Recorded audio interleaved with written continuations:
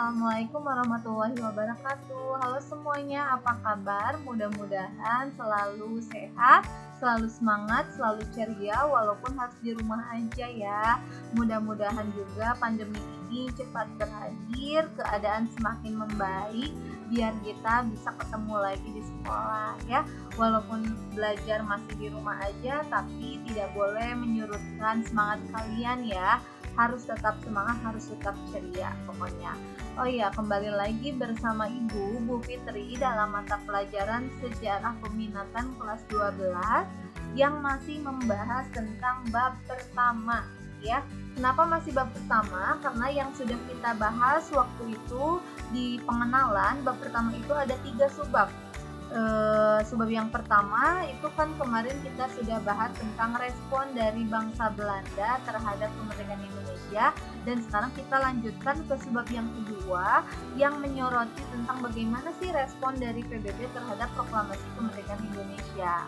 Kalau judul utamanya kan tentang respon dunia internasional ya terhadap kemerdekaan Indonesia.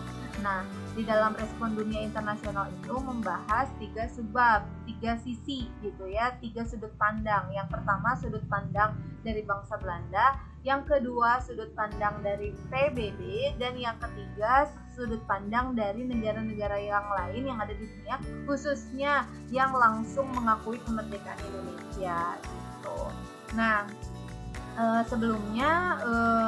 sebelum kita memasuki materi yang sekarang, yang sebab yang kedua, Ibu mau review sedikit tentang materi yang kemarin tentang respon dari bangsa Belanda terhadap kemerdekaan Indonesia. Kalian sudah nonton kan video pembahasannya? Mudah-mudahan kalian nggak skip ya, mudah-mudahan terus ditonton dari awal sampai akhir, karena walaupun agak panjang tapi itu isinya tentang materi pelajaran kita di kelas 3 ini. Jadi ya jangan kalian pikir kalau materi itu hanya sebatas untuk ulangan biar ulangannya bagus, jangan, tapi itu semua adalah penuh dengan pengetahuan, penuh dengan pelajaran yang bisa kalian ambil hikmahnya gitu ya. Nah, oke. Kita review sedikit tentang respon dari bangsa Belanda terhadap kemerdekaan Indonesia ya. Kemarin kan kalau misalnya kalian nonton gitu, ternyata bangsa Belanda itu kan tidak langsung menerima kemerdekaan kita ya, tapi dia menolak dulu. Kenapa menolak? Karena kan alasannya bangsa Belanda masih punya punya harapan untuk bisa kembali lagi ke Indonesia gitu.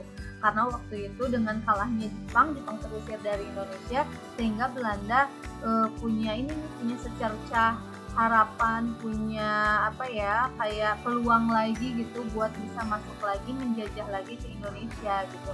Karena bagaimanapun kan mereka juga punya aset di kita gitu ya.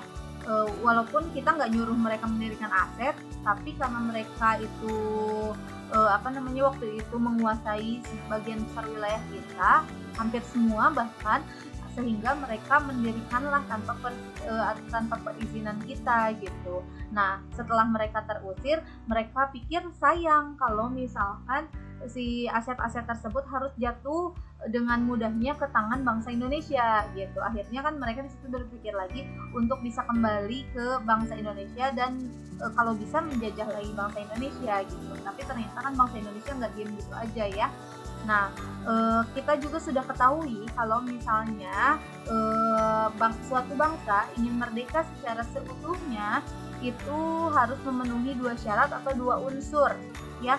Yang pertama kan syarat de facto dan syarat de jure. Kemarin Ibu lupa menjelaskan de facto dan de jure, konsep de facto dan de jure dalam bahasa Indonesia. Kalau dalam bahasa Indonesia, konsep de facto dan de jure itu artinya adalah unsur konstitutif dan unsur deklaratif. Jadi kalau de facto itu unsur konstitutif, dan kalau de jure itu unsur deklaratif. Apa sih unsur konstitutif dan unsur deklaratif tersebut? Unsur konstitutif itu adalah unsur kenegaraan gitu. Kan kalau suatu negara secara fisiknya nih, pengen dikatakan suatu negara itu harus ada wilayah, harus ada penduduk, dan harus ada pemerintahan yang berdaulat, baru itu dikatakan suatu negara gitu. Kalau unsur deklaratif itu adalah unsur pengakuan dari negara-negara lain gitu ya. Nah kan kalau deklaratif itu dalam bahasa Inggris kan declaration atau misalnya deklarasi kemerdekaan gitu. Jadi harus mengumumkan kalau kita itu merdeka, dan negara-negara yang diumumkannya itu harus mengakui kalau kita memang sudah merdeka. Nah ini yang jadi hambatan kita. Kenapa? Karena ketika kita mengumumkan kalau kita sudah merdeka, ternyata kan Belanda nggak mau mengakui gitu ya. Nah tapi pada akhirnya Belanda mengakui, walaupun setelah 4 tahun kita memproklamasikan kemerdekaan Indonesia ya. Nah pengakuannya itu melalui KMB, Konferensi Meja Bundar, yang diprakarsai juga oleh PBB. Nah makanya ini berkelanjutan antara materi subbab yang ke-1 sama subbab yang kedua. Jadi kenapa kita harus membahas PBB dalam merespon kemerdekaan kita, karena PBB juga ternyata berperan penting dalam kemerdekaan Indonesia gitu. Nah tapi sebelumnya kita bahas dulu apa sih itu PBB. Kalian pasti sudah sering dengar mungkin ya PBB, tapi kalian tahu nggak PBB itu secara seutuhnya itu berupa apa, PBB itu tugasnya apa, perannya apa sih di dunia internasional ini, kok sampai harus harus diperhitungkan keberadaannya gitu ya. Nah kita bahas. Nah sebelumnya kita lihat dulu yang akan kita bahas sekarang ini di subbab yang kedua itu adalah apa itu PBB tadi kan ya, yang udah Ibu jelaskan, dan bagaimana sih PBB merespon kemerdekaan kita, apakah langsung menerima atau sama kayak Belanda nolak dulu gitu. Nah kita bahas. Yang pertama, apa itu PBB? Ya, nih di sini ada beberapa poin penting yang akan Ibu jelaskan. Di sini ada United Nations, itu bahasa kerennya buat PBB. Kalau di bahasa Indonesiain jadi PBB, Perserikatan Bangsa-Bangsa gitu ya. Sebuah organisasi internasional untuk kerjasama internasional gitu. Jadi kalau diceritakan awal mula lahirnya PBB itu dari pasca Perang Dunia Kedua gitu.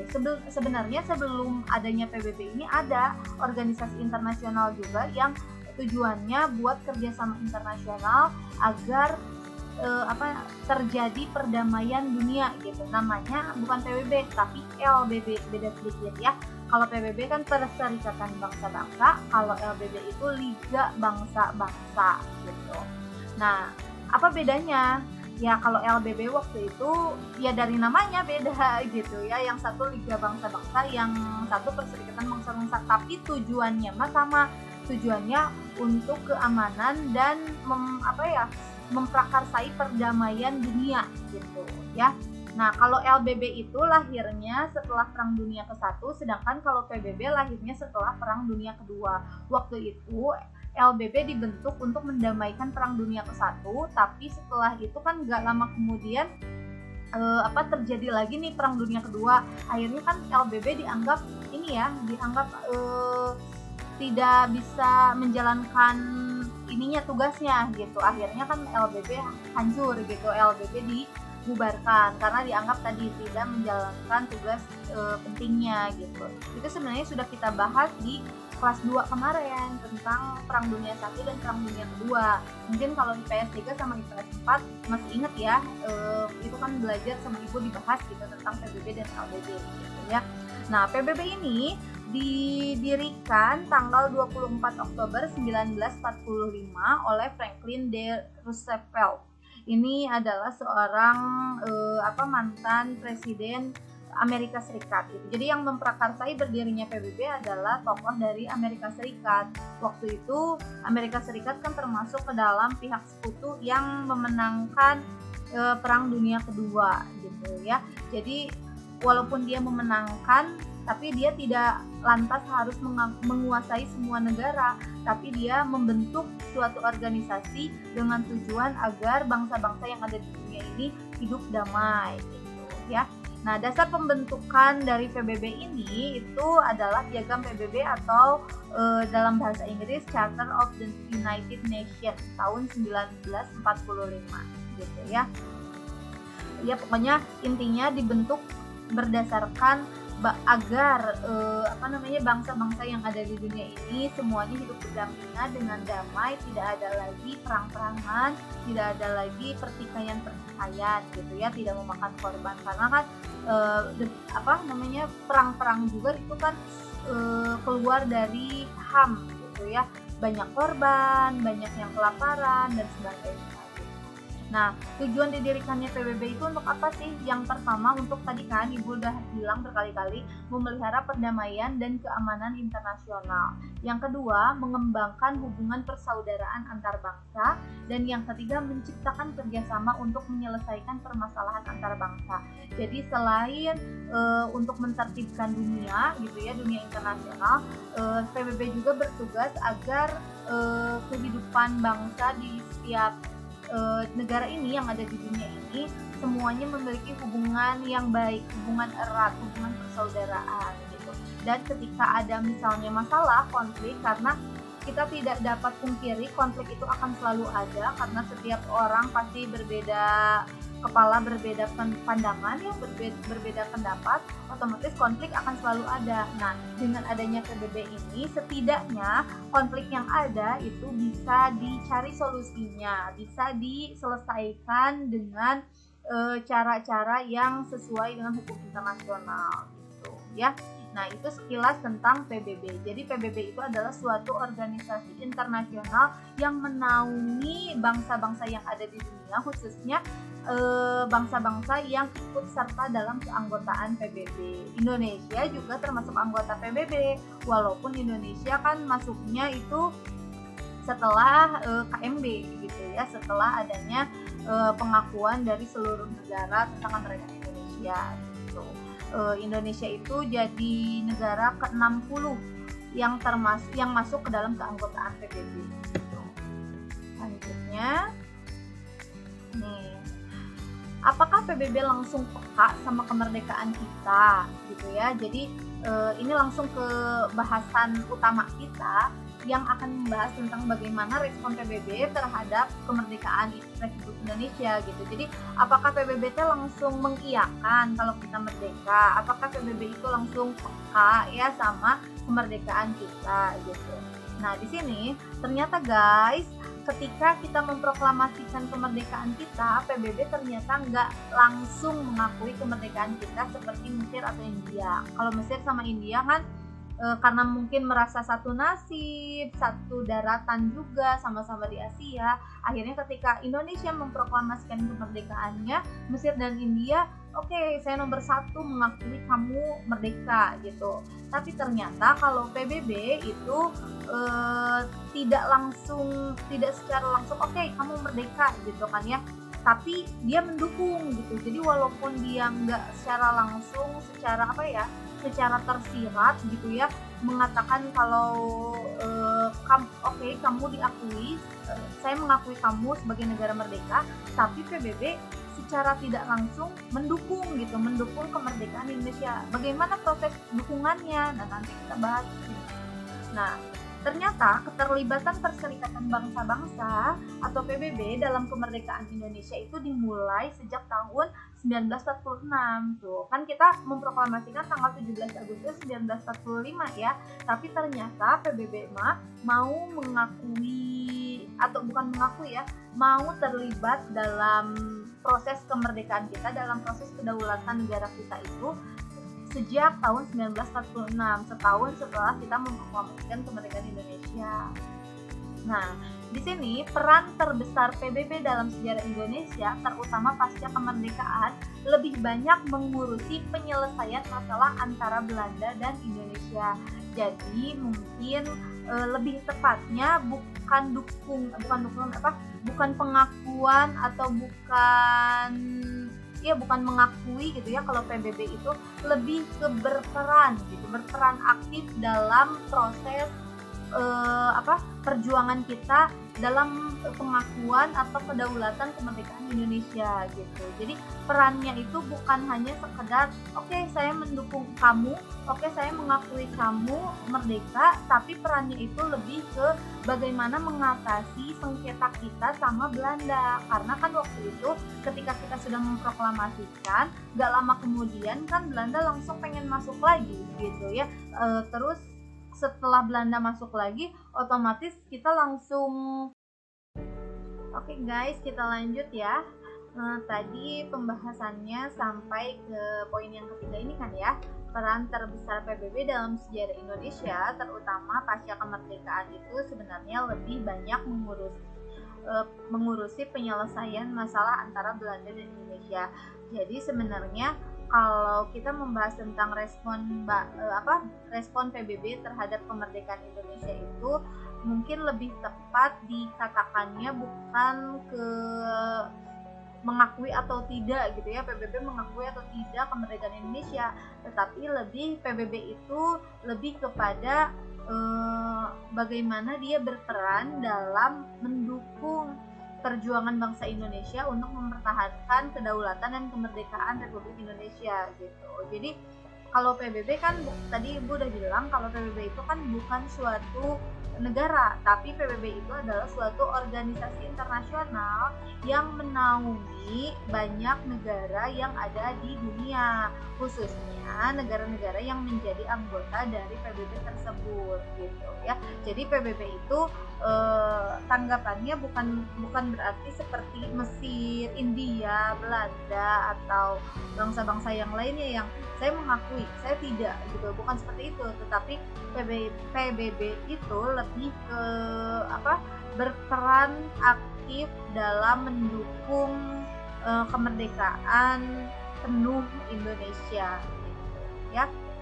Nah, di sini di poin yang terakhir kan ada walau tidak secara langsung mengakui kemerdekaan kita, tapi PBB punya peran besar loh dalam mendukung kedaulatan negara kita gitu. Dengan kata lain PBB ini pro nih sama kita. Jadi maksudnya PBB itu ketika kita sedang berkonflik sama Belanda, ketika kita sedang berjuang melawan Belanda agar kita bisa merdeka sepenuhnya gitu. Nah, PBB ini mendukung kita gitu. PBB ini sebenarnya dia ada di tengah-tengah, berada di pihak yang adil, di pihak yang netral gitu.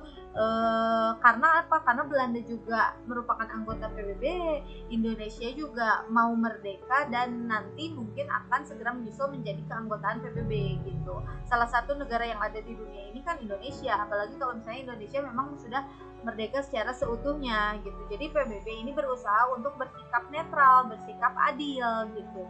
Nah, maka dari itu ya mungkin PBB di sini melihatnya Belanda melakukan pelanggaran, sedangkan Indonesia memang sudah seharusnya untuk merdeka gitu. Jadi ya PBB pro aja sama kita. Kita itu bukan bukan melakukan suatu kesalahan, sedangkan yang melakukan kesalahan itu adalah Belanda. Jadi PBB itu ya mendukung yang benar gitu, menghukum yang salah gitu ya.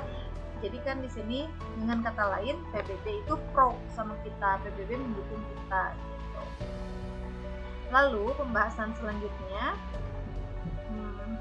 nih apa aja sih perjuangan PBB buat Indonesia tuh gitu. Jadi apakah memang kan katanya PBB itu pro nih sama kita, buktinya apa gitu, dukungannya itu apa gitu.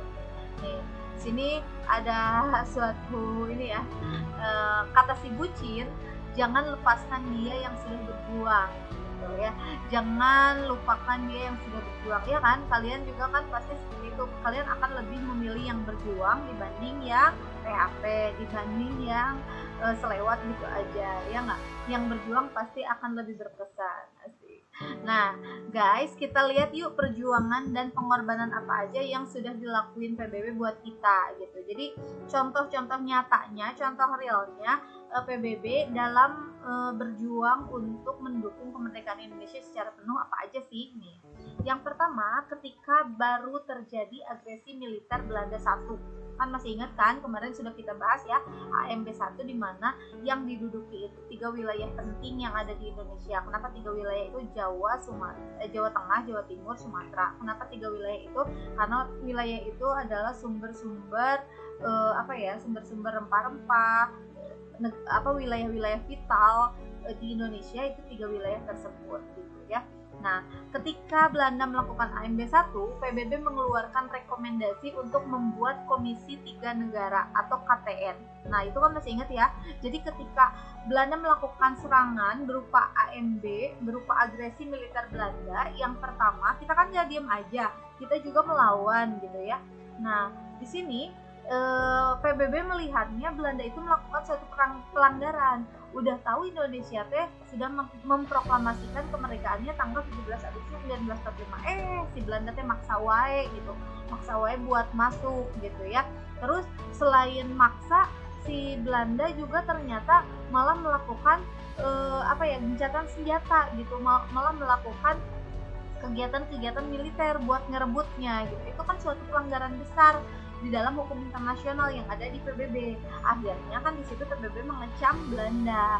PBB menawarkan untuk untuk membuat suatu komisi di mana isinya itu komisi tersebut melibatkan negara yang bersengketa dan ada satu negara sebagai penengah gitu. Jadi Indonesia, Belanda, dan ada penengahnya atau disebutnya mediator lah gitu ya. Nah, mediatornya itu dipilih adalah Amerika karena Amerika di sini kan tidak memihak salah satu gitu ya.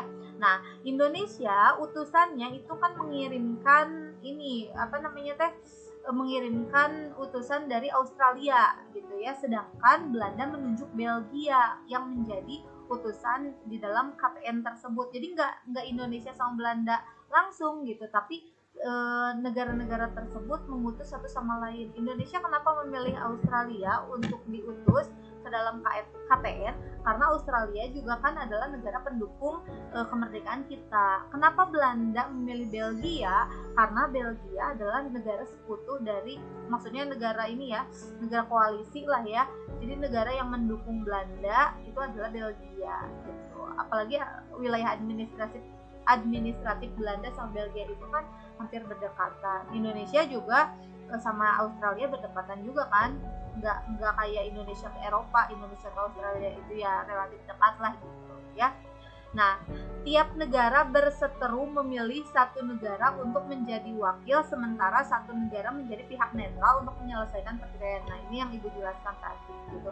Coba kalian searching orang Australia yang diutus sama Indonesia itu siapa, dan orang Belgia yang diutus oleh Belanda itu siapa. Jadi maksudnya Indonesia mengutus Australia bukan berarti pemerintahan Australia menjadi anggota KTN untuk Indonesia, pemerintahan Belgia diutus Belanda untuk menjadi anggota KTN, bukan seperti itu. Tapi ada seseorang, ada tokoh yang diutus sama Indonesia dan tokoh dari Belgia sama Belanda yang datang untuk menyelesaikan konflik tersebut dan ditengahi oleh Amerika. Nah, Amerika yang diutusnya siapa? Coba kalian cari ya.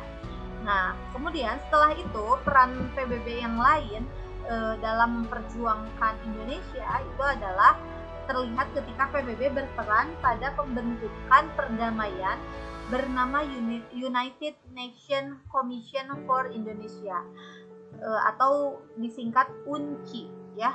Tugas UNCI itu adalah menggantikan KTN untuk membantu memperlancar segala bentuk perundingan antara Indonesia dengan Belanda. Jadi setelah itu kan KTN tidak berjalan lama gitu ya. Nah, kemudian digantikan tugasnya oleh UNCI ya, United Nations Commission for Indonesia. Jadi di sini sangat terlihat sekali ya dukungan dari PBB terhadap Indonesia agar Indonesia bisa merdeka seutuhnya gitu. Kita juga harus berterima kasih sama Indonesia, sama Amerika juga pada saat itu gitu ya. Karena Amerika pada saat itu menjadi pihak netral. Selain itu juga, selain jadi pihak netral, Amerika juga mendukung agar kita bisa merdeka secara penuh. Ingat kan yang kemarin ketika sudah agresi militer Belanda yang kedua, jadi walaupun sudah ada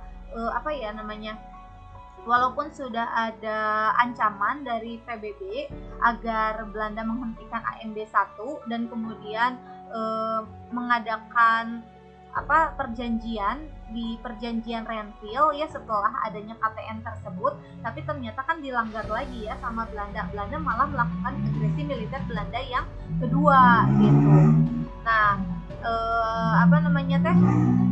di AMB 2 itu kan yang mengecam bukan hanya PBB lagi, tetapi Amerika juga ikut mengecam. Amerika sebagai negara pusat dari negara-negara sekutu gitu ya. Nah, itu kan mengancam akan menghentikan bantuan kepada Belanda kalau Belanda terus melakukan yang namanya agresi militer gitu. Akhirnya kan di situ Belanda nurut karena kan takutlah kalau misalnya tidak diberikan bantuan mah dia takut kekurangan sumber daya militer, sumber senjata-senjatanya seperti itu ya.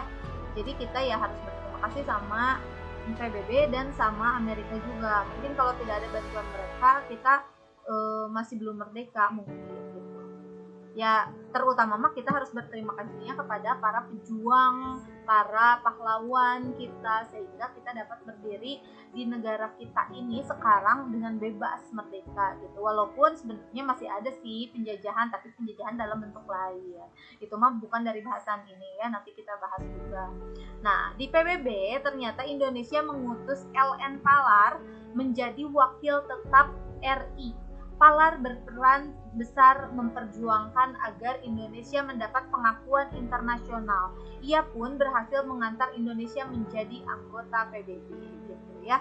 Nah, kalian cari tahu siapa itu LN Palar ya. Tugasnya itu tadi, siapa utusan-utusan dari KTN ini, tokohnya, dan siapa LN Palar yang diutus PBB, orang Indonesia atau bukan, ya kalian cari tahu sendiri gitu ya. Yang diutus Indonesia untuk jadi wakil tetap RI, dan kemudian ternyata LN Palar ini berperan sangat besar.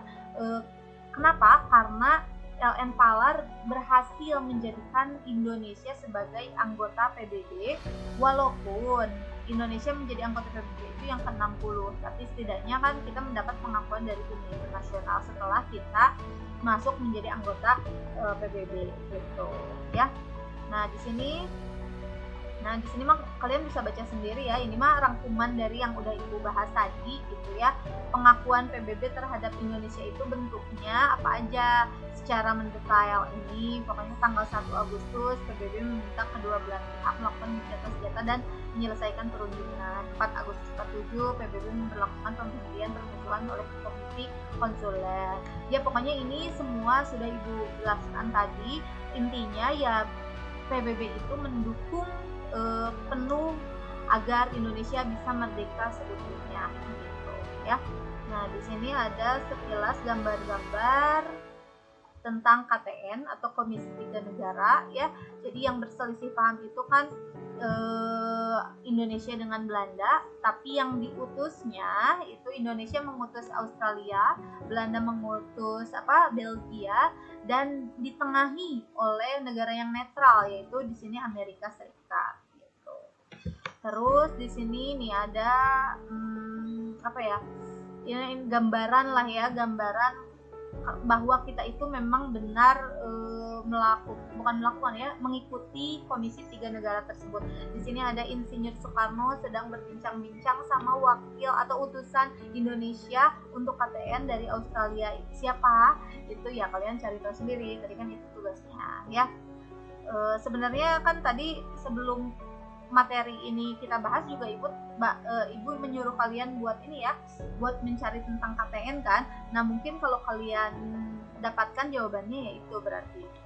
Nah, terus di sini ada gambaran ketika terjadinya Komisi 3 Negara yang diprakarsai oleh PBB yang dihadiri oleh utusan-utusan dari kedua belah pihak ya, termasuk Amerikanya sebagai penengah.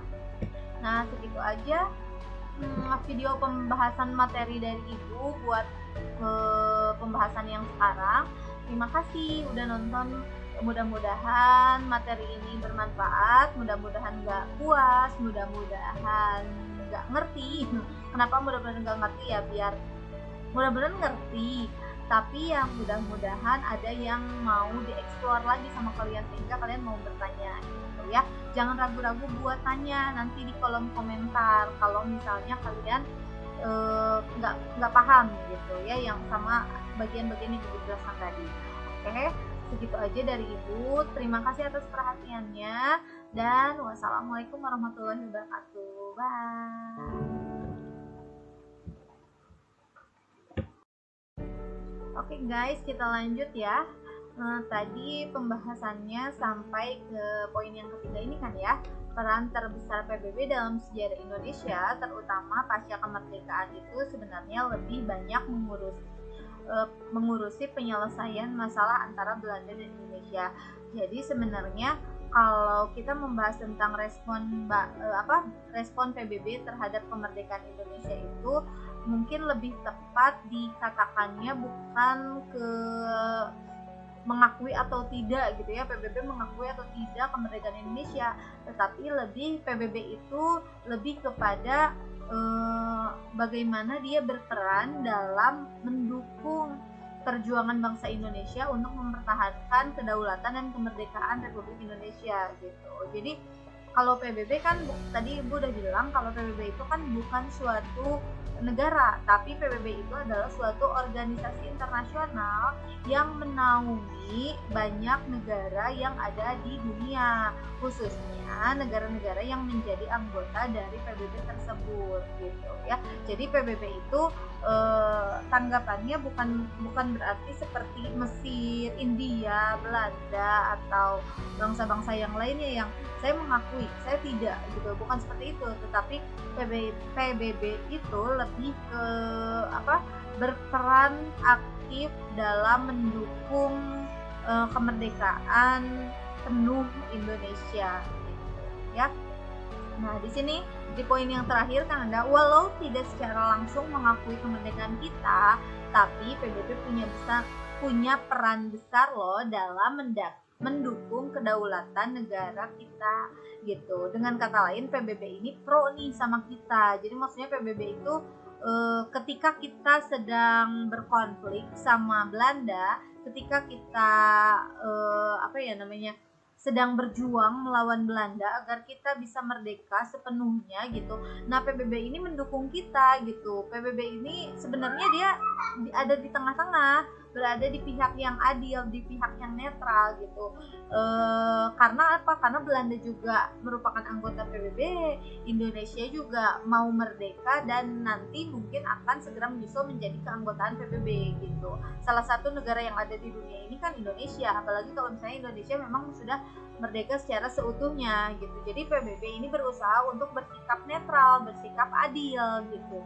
Nah, maka dari itu ya mungkin PBB di sini melihatnya Belanda melakukan pelanggaran, sedangkan Indonesia memang sudah seharusnya untuk merdeka gitu. Jadi ya PBB pro aja sama kita. Kita itu bukan bukan melakukan suatu kesalahan, sedangkan yang melakukan kesalahan itu adalah Belanda. Jadi PBB itu ya mendukung yang benar gitu, menghukum yang salah gitu ya. Jadi kan di sini dengan kata lain PBB itu pro sama kita, PBB mendukung kita gitu. Lalu pembahasan selanjutnya, nih apa aja sih perjuangan PBB buat Indonesia tuh gitu. Jadi apakah memang kan katanya PBB itu pro nih sama kita, buktinya apa gitu, dukungannya itu apa gitu.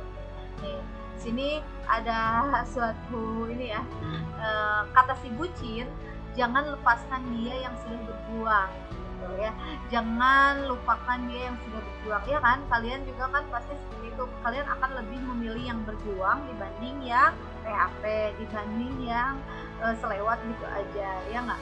Yang berjuang pasti akan lebih berkesan. Asik.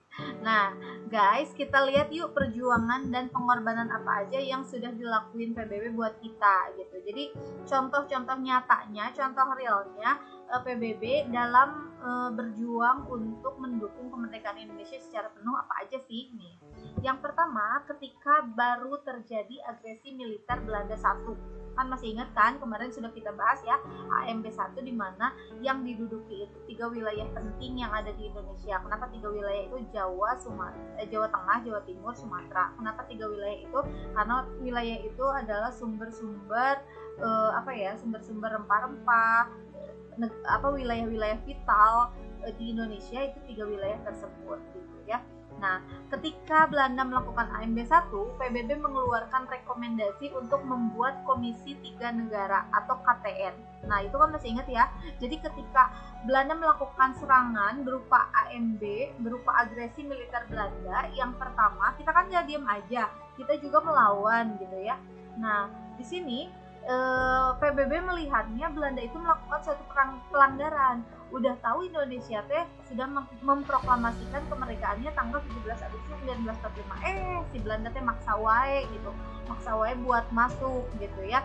Terus selain maksa, si Belanda juga ternyata malah melakukan gencatan senjata gitu, malah melakukan kegiatan-kegiatan militer buat ngerebutnya gitu. Itu kan suatu pelanggaran besar di dalam hukum internasional yang ada di PBB. Akhirnya kan di situ PBB mengecam Belanda. PBB menawarkan untuk untuk membuat suatu komisi di mana isinya itu komisi tersebut melibatkan negara yang bersengketa dan ada satu negara sebagai penengah gitu. Jadi Indonesia, Belanda, dan ada penengahnya atau disebutnya mediator lah gitu ya. Nah, mediatornya itu dipilih adalah Amerika karena Amerika di sini kan tidak memihak salah satu gitu ya.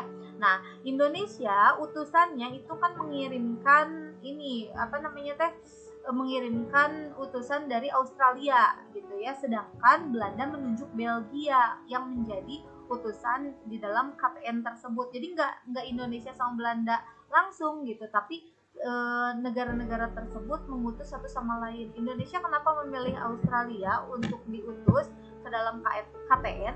Karena Australia juga kan adalah negara pendukung kemerdekaan kita. Kenapa Belanda memilih Belgia? Karena Belgia adalah negara sekutu dari, maksudnya negara negara koalisi lah ya. Jadi negara yang mendukung Belanda itu adalah Belgia gitu. Apalagi wilayah administratif Belanda sama Belgia itu kan hampir berdekatan. Indonesia juga sama Australia berdekatan juga kan, nggak kayak Indonesia ke Eropa, Indonesia ke Australia itu ya relatif dekat lah gitu ya. Nah, tiap negara berseteru memilih satu negara untuk menjadi wakil, sementara satu negara menjadi pihak netral untuk menyelesaikan pertikaian. Nah, ini yang Ibu jelaskan tadi gitu. Coba kalian searching orang Australia yang diutus sama Indonesia itu siapa, dan orang Belgia yang diutus oleh Belanda itu siapa. Jadi maksudnya Indonesia mengutus Australia bukan berarti pemerintahan Australia menjadi anggota KTN untuk Indonesia, pemerintahan Belgia diutus Belanda untuk menjadi anggota KTN, bukan seperti itu. Tapi ada seseorang, ada tokoh yang diutus sama Indonesia dan tokoh dari Belgia sama Belanda yang datang untuk menyelesaikan konflik tersebut dan ditengahi oleh Amerika. Nah, Amerika yang diutusnya siapa? Coba kalian cari ya. Nah, kemudian setelah itu peran PBB yang lain dalam memperjuangkan Indonesia itu adalah terlihat ketika PBB berperan pada pembentukan perdamaian bernama United Nations Commission for Indonesia atau disingkat UNCI ya. Tugas UNCI itu adalah menggantikan KTN untuk membantu memperlancar segala bentuk perundingan antara Indonesia dengan Belanda. Jadi setelah itu kan KTN tidak berjalan lama gitu ya. Nah, kemudian digantikan tugasnya oleh UNCI ya, United Nations Commission for Indonesia. Jadi di sini sangat terlihat sekali ya dukungan dari PBB terhadap Indonesia agar Indonesia bisa merdeka seutuhnya gitu. Kita juga harus berterima kasih sama Indonesia, sama Amerika juga pada saat itu gitu ya. Karena Amerika pada saat itu menjadi pihak netral. Selain itu juga, selain jadi pihak netral, Amerika juga mendukung agar kita bisa merdeka secara penuh. Ingat kan yang kemarin ketika sudah agresi militer Belanda yang kedua, jadi walaupun sudah ada Walaupun sudah ada ancaman dari PBB agar Belanda menghentikan AMB 1 dan kemudian mengadakan perjanjian di perjanjian Renville ya setelah adanya KTN tersebut, tapi ternyata kan dilanggar lagi ya sama Belanda. Belanda malah melakukan agresi militer Belanda yang kedua gitu. Nah, di AMB 2 itu kan yang mengecam bukan hanya PBB lagi, tetapi Amerika juga ikut mengecam. Amerika sebagai negara pusat dari negara-negara sekutu gitu ya.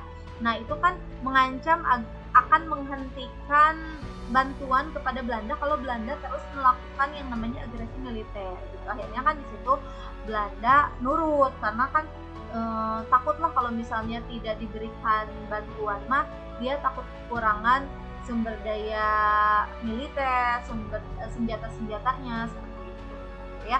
Jadi kita ya harus berterima kasih sama PBB dan sama Amerika juga. Mungkin kalau tidak ada bantuan mereka, kita masih belum merdeka mungkin gitu. Ya terutama mah kita harus berterima kasihnya kepada para pejuang, para pahlawan kita sehingga kita dapat berdiri di negara kita ini sekarang dengan bebas merdeka gitu. Walaupun sebenarnya masih ada sih penjajahan, tapi penjajahan dalam bentuk lain. Itu mah bukan dari bahasan ini ya, nanti kita bahas juga. Nah, di PBB ternyata Indonesia mengutus LN Palar menjadi wakil tetap RI. Palar berperan besar memperjuangkan agar Indonesia mendapat pengakuan internasional. Ia pun berhasil mengantar Indonesia menjadi anggota PBB gitu ya.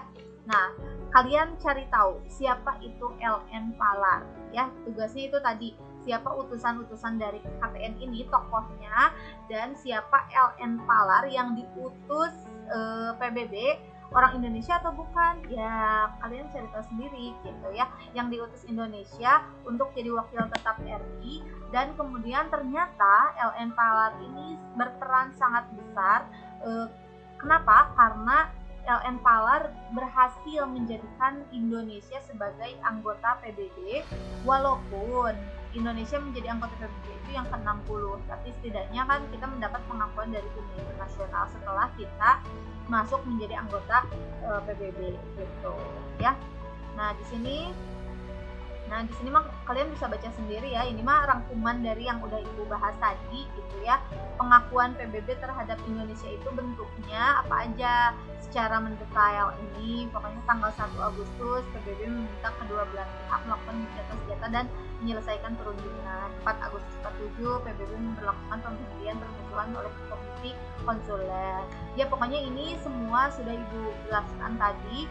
Intinya ya PBB itu mendukung penuh agar Indonesia bisa merdeka seutuhnya gitu ya. Nah, di sini ada sekilas gambar-gambar tentang KTN atau Komisi 3 Negara ya. Jadi yang berselisih paham itu kan Indonesia dengan Belanda, tapi yang diutusnya itu Indonesia mengutus Australia, Belanda mengutus Belgia, dan ditengahi oleh negara yang netral yaitu di sini Amerika Serikat gitu. Terus di sini nih ada ini gambaran lah ya, gambaran bahwa kita itu memang benar mengikuti Komisi 3 Negara tersebut. Di sini ada Insinyur Soekarno sedang berbincang-bincang sama wakil atau utusan Indonesia untuk KTN dari Australia. Siapa? Itu ya kalian cari tahu sendiri. Tadi kan itu tugasnya ya. Sebenarnya kan tadi sebelum materi ini kita bahas juga Ibu menyuruh kalian buat ini ya, buat mencari tentang KTN kan. Nah mungkin kalau kalian dapatkan jawabannya ya itu berarti. Nah terus di sini ada gambaran ketika terjadinya Komisi 3 Negara yang diprakarsai oleh PBB yang dihadiri oleh utusan-utusan dari kedua belah pihak ya, termasuk Amerikanya sebagai penengah. Nah segitu aja video pembahasan materi dari Ibu buat pembahasan yang sekarang. Terima kasih udah nonton. Mudah-mudahan materi ini bermanfaat, mudah-mudahan gak puas, mudah-mudahan nggak ngerti. Kenapa mudah-mudahan nggak ngerti ya, biar mudah-mudahan ngerti, tapi yang mudah-mudahan ada yang mau dieksplor lagi sama kalian sehingga kalian mau bertanya gitu ya. Jangan ragu-ragu buat tanya nanti di kolom komentar kalau misalnya kalian nggak paham gitu ya yang sama bagian-bagian yang dijelaskan tadi. Oke, segitu aja dari Ibu. Terima kasih atas perhatiannya dan wassalamualaikum warahmatullahi wabarakatuh. Bye.